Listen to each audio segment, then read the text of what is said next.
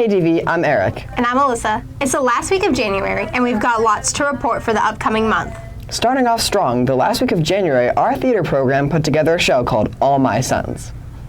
It was a very well put together show, but if you missed it, don't worry, Zane has a recap for us. Hey DV, it's Zane. We're here outside of Thunder Theater Company's production of All My Sons. It's a sold-out show. Let's go check it out.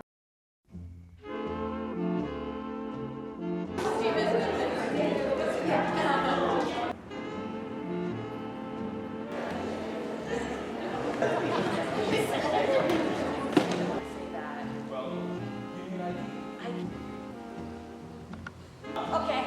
What's the word, Bert? About what? Just in general. Be very careful. Okay, or we're back to you. Wow, that was a great show. If you missed it, make sure to come back out for the spring performance of Little Women. It'll be a good one. Back to you guys in the studio.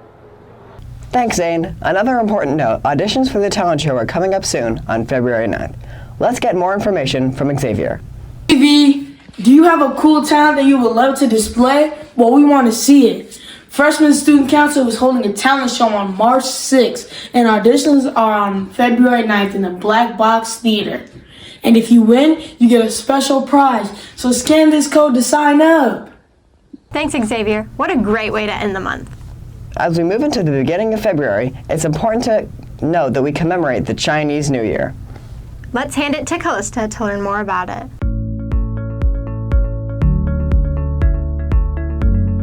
There is an annual 15 to 16-day celebration that celebrates a year past and a new year starting.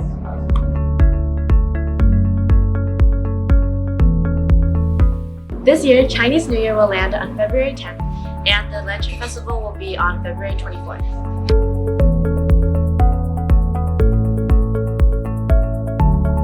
Families often gather together to eat and wear red.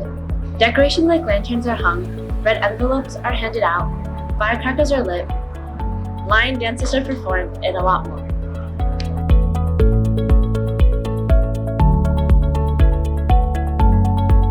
DV is hosting a Chinese New Year event at Ironwood Library on February 17th, 2 to 4 p.m. How interesting. It's always nice to learn new things. Speaking of, Eric, what do you know about the Innovation Center? The Innovation Center? What's that?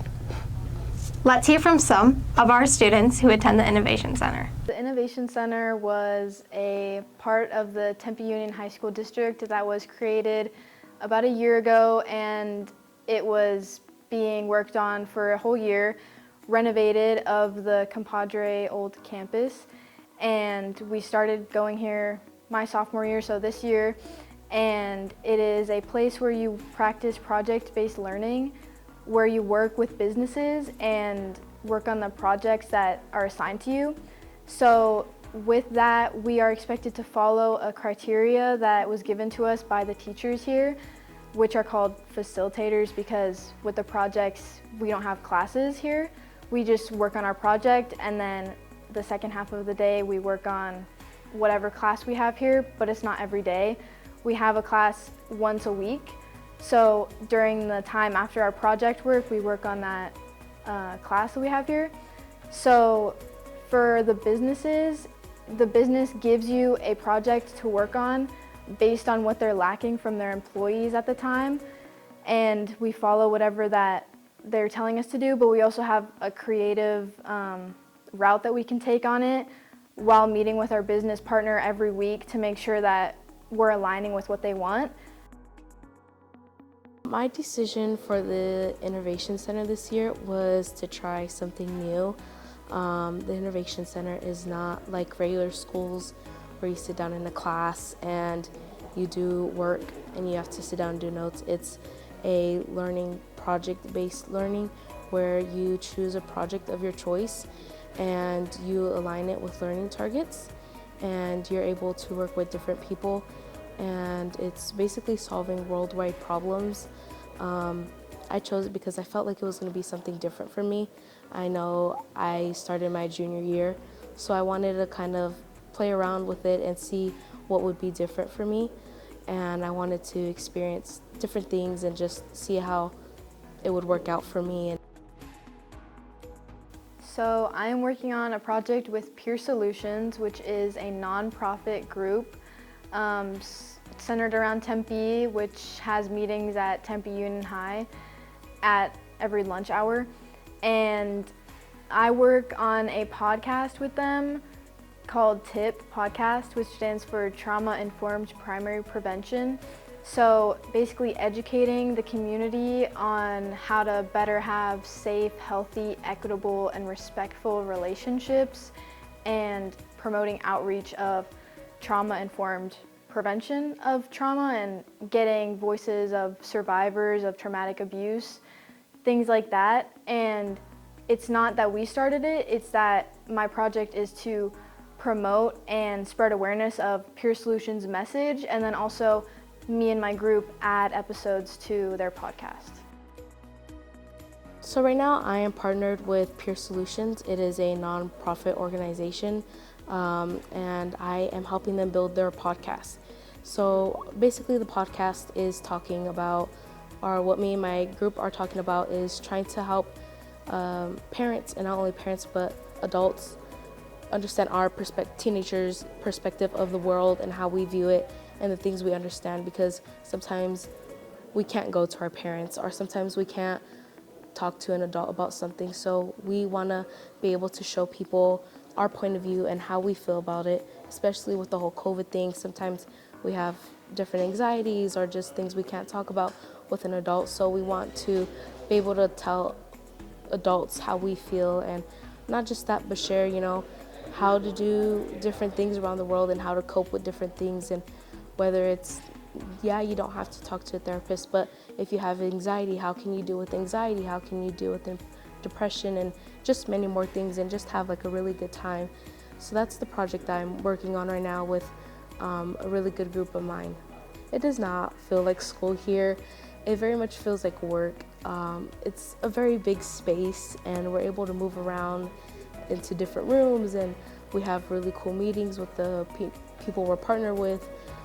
So it's definitely helped me a lot with also my social anxiety and just different things like that. So I've definitely improved in my grades as well, and just my behavior overall to do better for not myself but for the community that I am involved in. And so I've been able to do a lot more better and improve in different ways. It has definitely impacted my future goals very positively, because it was hard for me to talk to people, and now I am able to speak in front of a lot of people, and I'm able to do a lot more things. Just like they've taught me how to manage my time, and they've taught me to just be open-minded with a lot of the things that happen, and they've also shown me that it's like there's always room to improve in things. So they've helped me a lot with the little things that will help me out in the future. That's a great opportunity for us. I didn't know that was even an option.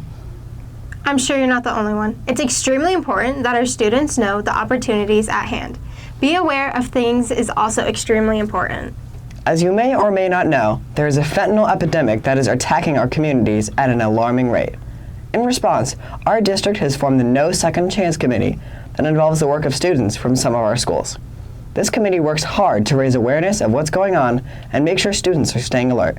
As you've noticed, we have been putting out fentanyl PSAs to raise student awareness. Let's watch the latest update now. Sadly, we are facing an epidemic in fentanyl-related poisonings. As a result, there's a strong possibility that you may find yourself in a situation with someone that has overdosed. In that moment, here's what you need to remember. First, call 911 immediately. Stay on the phone with the 911 operator and listen for instructions that may help save that person's life. Second, stay on scene. Wait for help to arrive. You have vital information to provide to first responders. Third, Arizona has a Good Samaritan law, which prohibits anyone who sought medical assistance related to an overdose from being charged or prosecuted for possession of drugs or any controlled substance. Doing these things may mean the difference between life and death. Because with fentanyl, there may not be a second chance. Stay safe, Davey. On a brighter note, for those who have Spotify, you may know about your Daylist playlist. Eric, do you know what yours looks like? Of course, I love checking on my playlist, and Spotify does all the hard work of creating a playlist for me. Let's check out what kind of music DV is listening to. What's your day list? Yeeted Bells Thursday Afternoon. And what's your favorite song on it? Singapore by Ken Carson. What's your day list? What's your day list? Central Thursday Afternoon. What's your favorite song on it? Hurry up. ASAP Forever by ASAP Rocky. What's your day list called? Hip Hop Rhymes Thursday Afternoon. What's your favorite song on it? Self Care, Mac Miller. What's your Spotify day list? My Spotify day list today is Chill Night Drive Friday afternoon. What about you? Mine is Horror Villain Friday afternoon. And what's your guys' favorite songs on it? My favorite song on here is Slow Dancing in the Dark by Joji.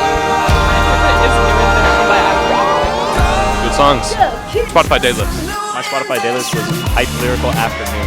What's your favorite song on it? Too Far Gone by Lucy 4. That's a good song. It's actually not a good song. It's not. What's your Spotify day list? It's called Yeeted Bangers Afternoon.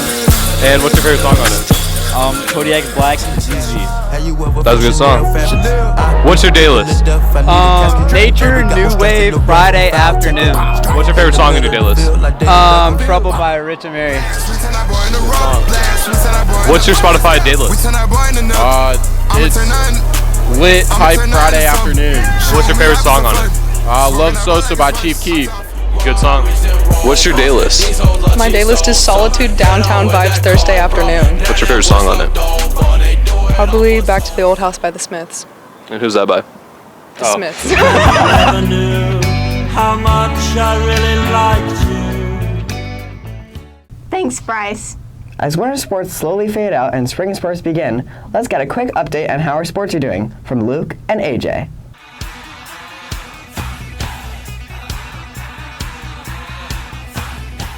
Hey DV, I'm Luke. And I'm AJ, and we're back for another week of sport updates. Yes sir, excited to get back into it. Regular season play for winter sports has ended, and state games are right around the corner. Many of our teams have already qualified, and some are still in the process of qualifying. Some teams that have qualified are the girls and boys basketball teams, girls and boys soccer, and individuals on the girls wrestling team. To start off, let's take a closer look at the girls basketball team. 3 of the players, E, Dylan, and Trinity, have joined the 1,000 Points Club. Each one has made 1,000 career points and counting in their high school tenure. What an amazing accomplishment for all of them. Congratulations. Absolutely. They have been undefeated this entire season and are ready for their first playoff game next week. Make sure to keep up for more updates on their Instagram. Absolutely. Boys basketball has one more game in the regular season until playoffs, and that is against Highland tomorrow night at Highland High. They've been playing an amazing season and really turned it around from last year. I can't wait to see how they do. I'm excited too. The boys and girls soccer teams are back heading into the playoffs next week as they're number 1 in their region. The girls are 5-0 and the boys are 4-1 in region play. Both teams are entering playoffs in the favored position. Absolutely.